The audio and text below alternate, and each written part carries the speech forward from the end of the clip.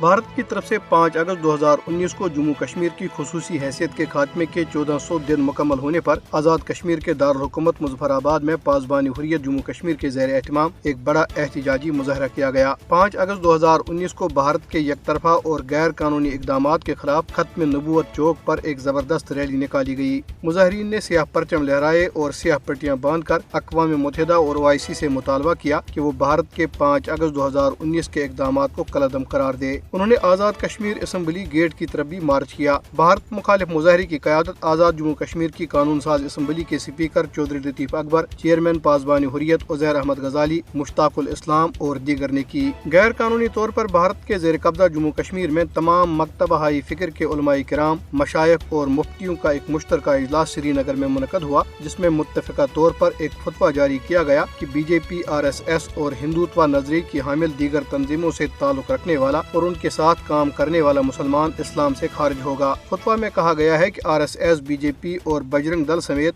ہندوتوا نظریے کی حامل تنظیمیں اسلام دشمن اور مسلمان دشمن ہیں، اس لیے ان کے ساتھ تعلق رکھنے یا سیاسی طور پر ان کے ساتھ کام کرنے والے مسلمان کا اسلام سے کوئی لینا دینا نہیں۔ انہوں نے کہا کہ ان ہندوتوا تنظیموں کی فکر، سوچ اور نظریہ صرف اور صرف اسلام دشمنی پر مبنی ہے، لہذا جو بھی کشمیری مسلمان ان کے ساتھ کسی بھی قسم کا تعلق رکھے گا یا ان کے لیے کام کرے گا وہ اسلام سے خارج ہوگا۔ علماء کرام نے مقبوضہ جموں کشمیر کے مسلم عوام کے لیے ہدایت جاری کی ہے کہ وہ ان ہندوتوا جماعتوں سے دور رہیں اور ان کے کسی بھی پروگرام میں شرکت نہ کریں۔ انہوں نے کہا ہے کہ وقت آ گیا ہے کہ تمام مسلمان اپنے دین اسلام کے لیے متحد ہو جائیں اور مسلمانوں جیسا نام رکھ کر ہندوتوا کا کام کرنے والے افراد کا ترک موالات کریں اور ان کا مکمل سوشل بائیکاٹ کریں۔ علماء کرام نے کہا ہے کہ BJP، RSS، بجرنگ دل، وشو ہندو پریشد جیسی ہندوتوا تنظیموں کے نظریے کی حمایت کرنے والے نام نہاد مسلمانوں کو قبرستان میں دفن نہ کیا جائے کیونکہ یہ غیر شرعی ہوگا۔ ادھر مقبوضہ کشمیر میں بھارتی فوج کے زیر کنٹرول ولیج ڈیفنس گارڈز کے ایک رکن نے ضلع راجوری میں ایک 20 سالہ نوجوان کو گولی مار کر زخمی کر دیا۔ ولیج ڈیفنس گارڈز ممبر نے جس نوجوان کو گولی مار کر زخمی کر دیا اس کی شناخت سنیل کمار کے نام سے ہوئی ہے، جو ضلع کے علاقے لوئر ڈنگری کا رہائشی ہے۔ بھارتی پولیس کی خصوصی تحقیقاتی یونٹ SIU نے اسرائیلی طرز پر کام کرتے ہوئے مقبوضہ جموں کشمیر میں آزادی پسند اور بھارت مخالف سرگرمیوں میں ملوث ہونے کے الزام میں 58 افراد کو گرفتار کیا ہے۔ ایک سینئر پولیس افسر نے گرفتاریوں کی تصدیق کرتے ہوئے کہا ہے کہ گرفتار افراد کا تعلق وادی کشمیر کے مختلف اضلاع سے ہے۔ انہوں نے کہا کہ SIU نے اب تک کشمیر میں آزادی پسند کارکنوں کے 7 رہائشی مکانات ضبط کیے ہیں۔ بھارت آئندہ امرناتھ یاترا کی آڑ میں مقبوضہ جموں کشمیر میں پیراملٹری فورسز کی 300 اضافی کمپنیاں تعینات کرنے کا منصوبہ بنا رہا ہے۔